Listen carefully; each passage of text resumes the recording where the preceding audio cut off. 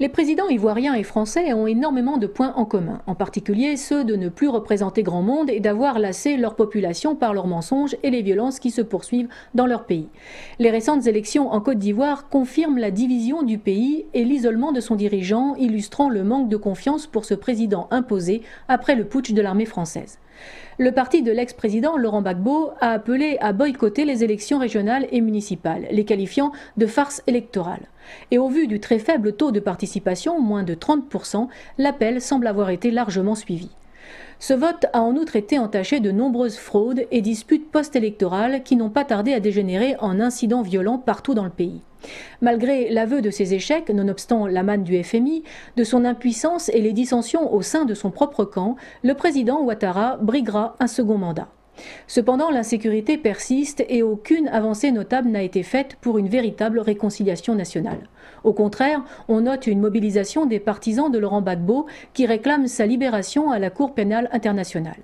Plus inquiétant, le pays semble livré à une nouvelle oligarchie spoliatrice. En effet, des experts des Nations Unies ont décrit un système de prédation des ressources naturelles au profit d'un réseau militaro-économique mis en place par les anciens chefs des forces nouvelles alliés de l'actuel président Alassane Ouattara, lui-même ancien cadre du FMI.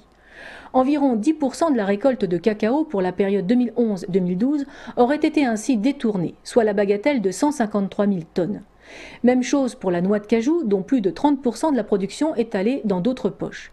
Mais c'est également le cas pour le coton, le bois, l'or ou encore les diamants. Les sommes détournées sont loin d'être anecdotiques. Rien que pour le cacao, il est question de 400 millions de dollars, soit 1,6% du PIB ivoirien en 2012, de pertes pour l'économie locale et de 76 millions de dollars de rentrées fiscales en moins. Comme d'habitude, ce sont les mêmes méthodes qui sont à l'œuvre sur tous les continents. Pour contenter certains, on sacrifie un pays et sa population en les plongeant dans une anarchie durable, mais profitable au trafic en tout genre. Alors, comment réagirait la France et plus largement l'Union européenne si du fond de son cachot de La Haye, l'ex-président Laurent Gbagbo remportait les élections présidentielles de 2015 ? Les Ivoiriens seraient bien capables de faire ce joli pied de nez aux donneurs de leçons occidentaux.